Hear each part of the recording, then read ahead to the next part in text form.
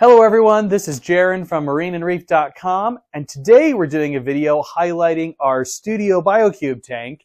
And if you're wondering why you haven't seen this tank in a long time, it's not as if since the new tank went in my office, this tank didn't get any attention paid to it. We would never do that. Well, anyway, this tank just happens to have officially about a zillion Aiptasia anemones in it right now.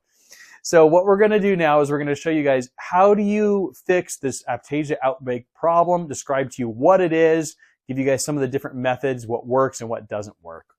So what are Aiptasia anemones? Aiptasia anemones are a pest anemone that is extremely common in this hobby. They can come in on corals or on live rock, and basically once they get in, they are amazing at reproducing and spreading all over the tank. Now, first off, this looks really ugly to have a huge cluster of these anemones all over your tank, but anemones also sting, and if they start to grow on top of corals in your reef aquarium, they're going to start bumping up against them and stinging out the corals, so you can't have the attractive looking corals that you want because everything's smothered by anemones. And in the tank behind me, there's now a ton of them, as we said earlier. You started with just a few, they reproduced, they went crazy, and now there's a ton all over the tank, and we're going to show you guys how to fix that problem. So if you've had an Aiptasia problem in your tank, the things you absolutely should not do is just go after them with a pair of scissors. Every time you cut up those anemones, whether it's scissors or you rip them up or you use tweezers to try to pull them off, if you rip them into multiple pieces, in a lot of cases, those multiple pieces will just turn into multiple anemones. If any of those little pieces stay on the rock or get flung out into the water column, they'll land and they'll just turn into more anemones, and you often just make the problem even worse by trying to cut them up or rip them off. So you don't want to do that. You want to find a different way of eliminating them.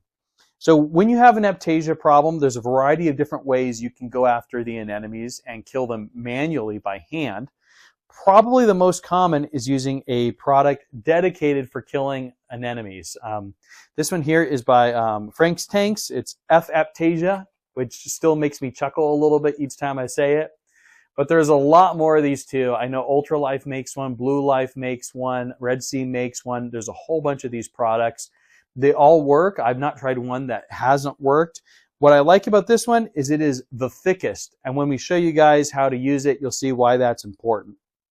So basically with this product, as with all of the other kind of commercial products, you open it up, you'll get a syringe for applying the Aiptasia killer, as well as a stick to mix it, and you're going to get a little bottle of your actual Aiptasia killer.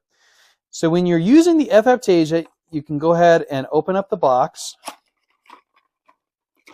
Inside the box, you're going to see a few things. You're going to see a syringe for applying the mixture. You're going to get a bottle of the product itself, and you're going to get this mixing or stirring stick. Basically, it's a pretty simple operation. You want to get your stirring stick and you want to stir it as well as you can. Part of what makes this solution much better than others is how thick it is, and that's also why it has a stirring stick where I don't think any of the competing products do. They're all much more liquidy, but it's going to help a lot for you to get it really thick so it really coats those anemones. So once you have it stirred in there, you're just going to suck some up into your syringe. And then before we go about applying it, you're going to want to turn the flow off in the tank.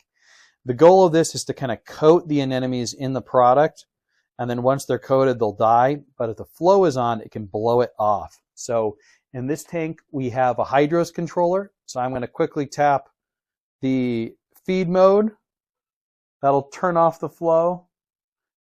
And then that's going to make it much easier for us to apply this mixture. So we're going to go ahead and walk over to the tank. We're going to find some anemones, and our goal is to just kind of smother them and coat them with the Aiptasia. So we're just going to like squirt over the top, really cover them.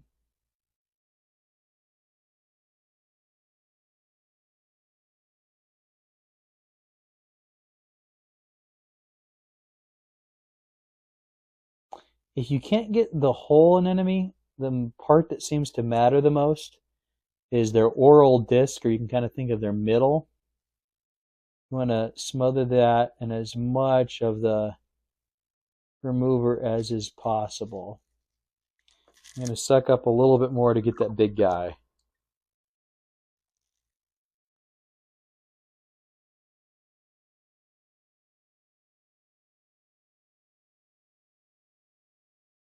He's definitely not liking it, which is good. And that's really pretty much all there is to this.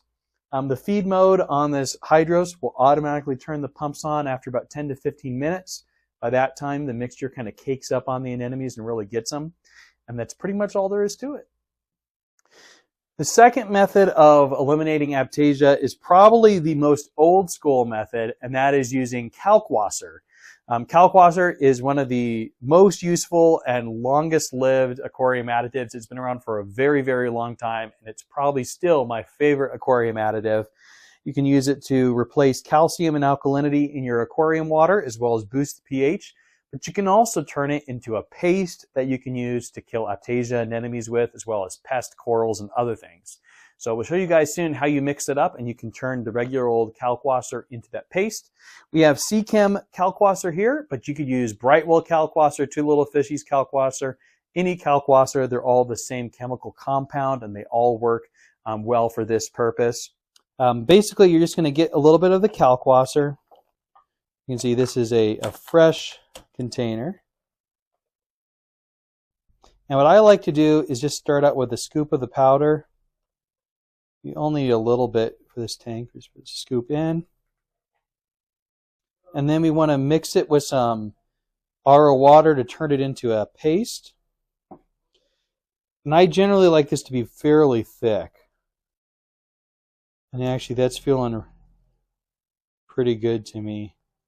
If you need it a little thicker, you can add a little bit more of the kalkwasser, or if you need it a little thinner, then you can add some more RO water to the mixture. That's feeling pretty thick. I suck some up into the syringe. Then we're going to apply it just like we did that Aiptasia. All right, so we're just going to lower it down, find some anemones. You can see it applies very similar to that Aiptasia product, just kind of our own mixture. Squirt it on top of the anemones. And if you can't get the whole anemone, you want to try to get at least that oral disc. And that's pretty much all there is to it.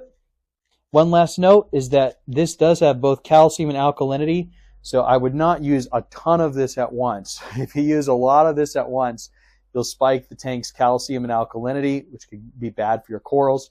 Just use a little bit, come back a day or two later, and then do it again. The third method of Aiptasia removal that we're going to show you guys is this Mahana wand. Now, we would have one in the box, except the box is a plain brown box, so it's not super exciting. And this is the one that's been kicking around the office for a long time. Basically, this Mahana wand uses electrolysis to kill the Aiptasia anemones, where it's splitting the water into hydrogen and oxygen atoms. And because the anemones are mostly water, they kind of bubble up and melt away, which is super fun and very cathartic. It's a great way to get your rage out, is to zap some anemones. So we'll plug this guy in and show you guys how you zap those anemones using the Mahana wand. The biggest benefits to the Mahana wand, in my opinion, is you're not adding any chemicals to the tank.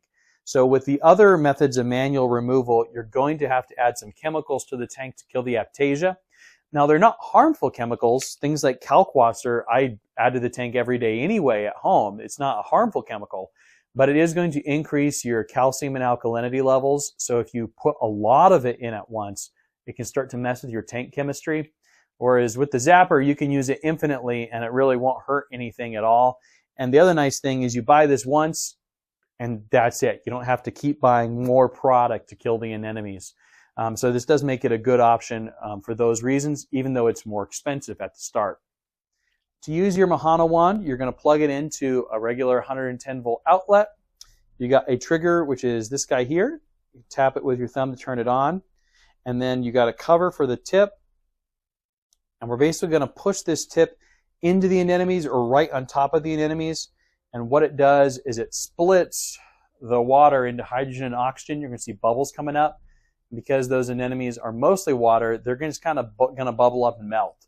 This is by far the most fun way I have found to get rid of the anemones, so let's have some fun and take some out. We still have the flow turned off from our earlier applications, so we're just going to find an anemone, and we're going to start zapping.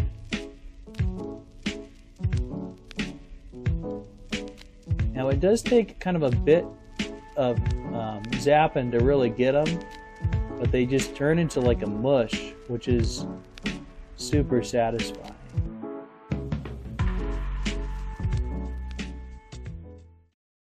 So the final method of Aiptasia removal, and it's actually what I recommend in most cases, even though it's something I don't sell you guys, is putting something in the tank to eat the anemones.